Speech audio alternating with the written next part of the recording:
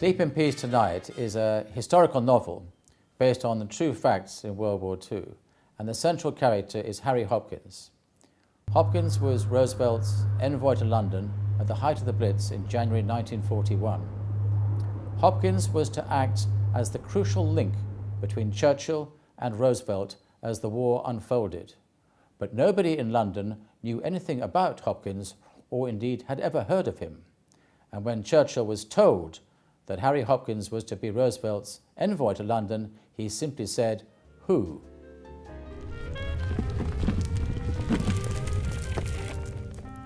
Hopkins had had a terrible journey to London.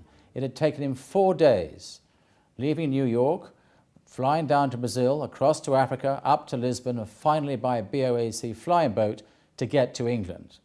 And when he arrived at Poole Harbour in Dorset, Brendan Bracken, Churchill's key advisor, was there to meet him, and they thought Hopkins was dead. When they got aboard the plane, there was his figure lying slumped in the back, absolutely lifeless. He came round on the train to London, thanks to some very good Scotch whisky, and arrived that night at Waterloo Station at the height of an incendiary raid when London was literally ablaze. Hopkins could not believe his eyes nor his ears. He was driven to Claridge's Hotel, and there he went straight to the bar where he met Ed Murrow, the famous American correspondent. He said to Murrow, "Is it always like this here?" And Murrow said, "This is nothing. Wait till the heavy bombers get over at midnight."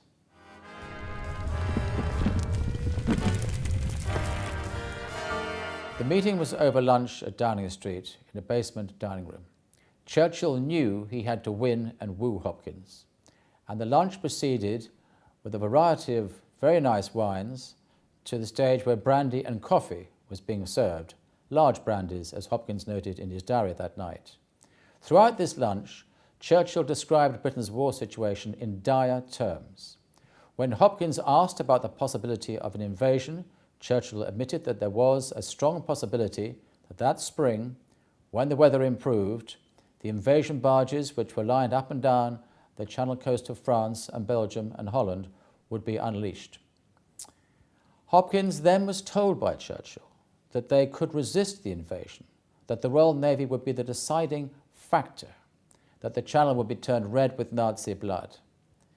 But it was when he took Hopkins into an adjoining room and showed him maps of the Atlantic and said that that was where the real battle would be fought and won or lost, and it was on that battle that the future of Western civilization depended, that Hopkins realized that what Churchill was after was not just American supplies across the Atlantic. He wanted their ships in the Atlantic and the American boots on the ground in Britain and Europe.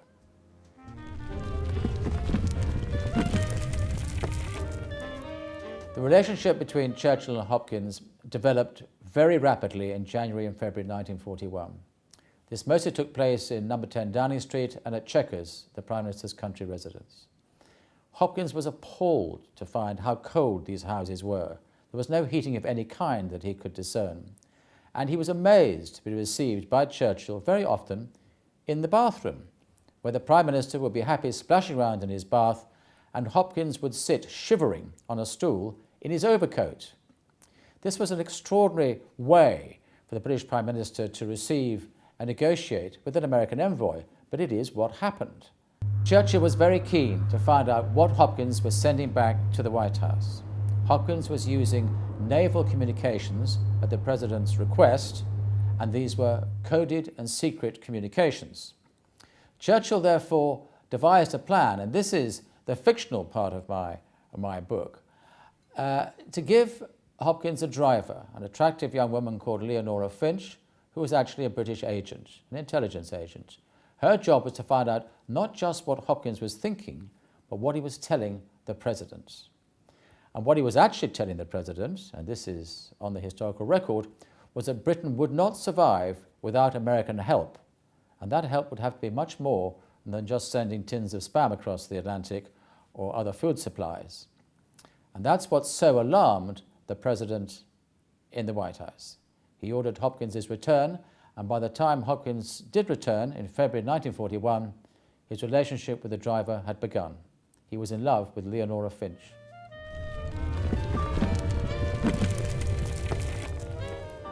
Harry Hopkins played a crucial role in the Second World War, and I think that will strike a chord on both sides of the Atlantic. He fostered a relationship between Franklin Roosevelt and Winston Churchill on which the outcome of the war depended. Historians and academics know this. They know the work that Hopkins put into that relationship, but the wider public on either side of the Atlantic does not. Hopkins, in many ways, is a forgotten hero, an American hero, and should be a hero to us here in England. And it is a book that I hope will bring Harry Hopkins back into the public eye.